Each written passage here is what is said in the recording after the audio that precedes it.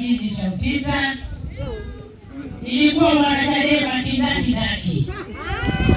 Ukisikia Chadema inakuja Utita, inakuja kwa maisha yake.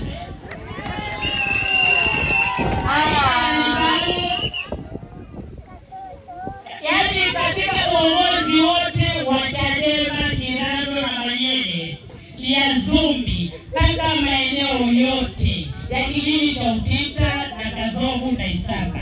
Mimi kwa jina naitwa Bichao. Mimi ndio mshika perfume ya Aida. Mimi ndio katika magodoro ya Aida. Ukisikia magodoro yametandikwa Utita ni Bichao. Ili Chadema iwe tamu, iwe nzuri ni mimi. Leo hii wana Chadema wanalia. Sio wanalia hapa. Wanalia kiwilaya. Kwamba jembe limetoka. Na mimi nimesema hawanipati.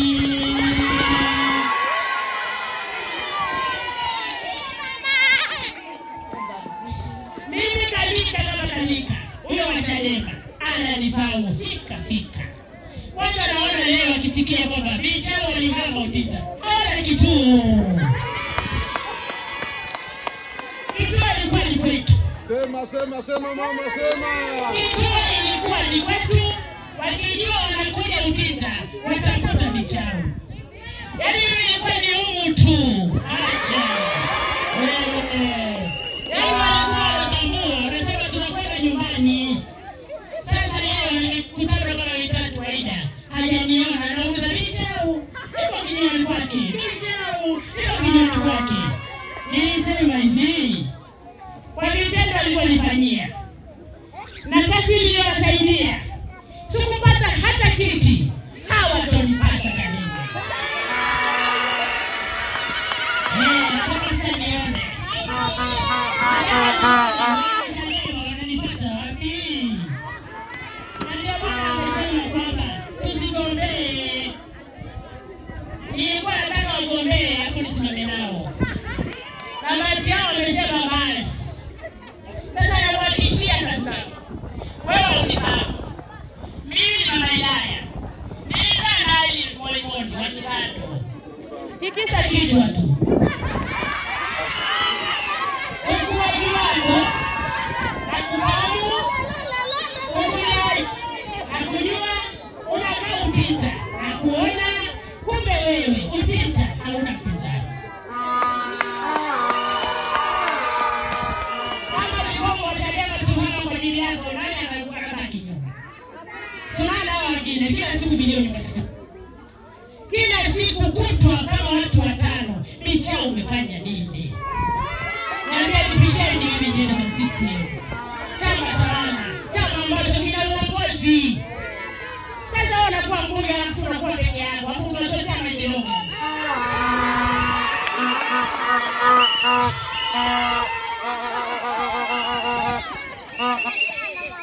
Nimeona Aida siku anamaliza bunge. Ndio anakumbuka bungeni. Eti ndugu mheshimiwa Tulia, spika wa bunge. Baba yangu ya Kabwe haina rami. Spika wa bunge alijibu hivi. Tulia Radson Ombea. Unakumbuka leo ulikuwa wapi? Alishinda akiangalia ofisi. Anapata wapi msaada? Tunaoja umeme unaishia hapa. Ndio baada ya kuja kufoji ndio ameweka hapa. Kule kwetu hakuna umeme. Kazukama kama kazukama. Cheo umepata. Wala usisumbuke, wala usiumize kichwa. Nilimwambia Aida hapo Utita umepita. Akijua ni utani. Tulimwambia kwa utulie, hapo umepita. Sasa nakuahidi mimi kama Bichao. Tulia. Kula zote ni kwako. Wanachadema wana mimi walikuwa naipata kwetu. Sasa tumevunja mizizi, mti unaenea. Yaani tulia. Kaa utulie Kirando, mtakuja. Tutakutana tarehe 29. Utasikia Utita kimewaka. Usisumuke kuja Utita, kaa nyumbani utulie.